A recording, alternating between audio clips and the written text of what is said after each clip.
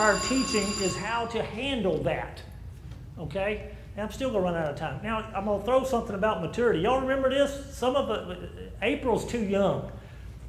Remember the pet rock?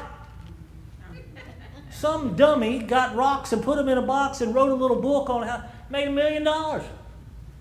And how many people bought them? A lot. And you did what with it after that? So we were following a fad. How about this fad? I mean, we never bought one because we bought one for my mom, and we saw the effects. How about a bread maker? Yes.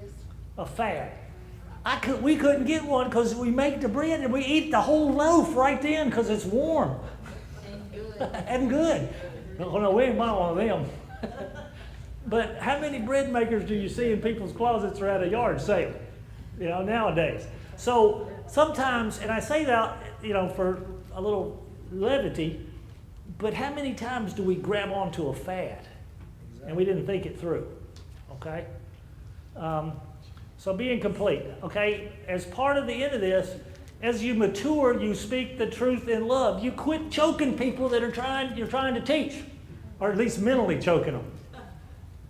Okay, that's maturity. Because again, what we're given an out, and an out is probably not the best word. If someone won't get it, what are we supposed to do?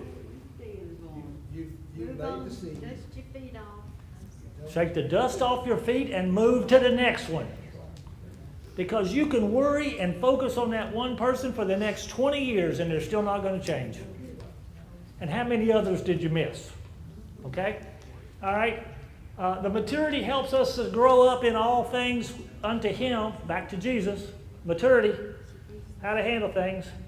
Yeah, this guy observed that immature people fall into two eras. You speak the truth without love, or you love without speaking the truth. If you love your kids too much and let them get away with everything, you ain't teaching them the truth. You might love them. Or you're so hard about teaching the truth, there's no love in it. So Paul focuses on attitude first. When we do the first, we brutalize people, pound them with the truth.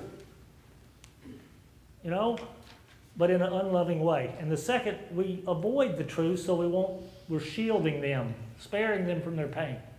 We're also helping them go right to wherever they were going. All right, so sharing the truth in a loving way is maturity. And if we all do this, verse 16, the church grows. We don't have to hide the truth. It's how we handle the truth. And we're going to run out of time. Usually I go through all the verses, the begging. I think I've beat this horse about to death. Bearing with one another. I mean, who was I talking to the other day? Sometimes we got to bear. We're all weird. We got to put up with each other, so to overlook a little bit.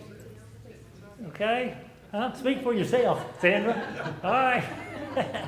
Yeah, I mean, we all have quirks. I mean, whether if you squeeze the toothpaste from the bottom of the tube or the top of the tube, it's either one side or the other. If you're squeezing at the middle of the tube of my house, you're going to get a lecture.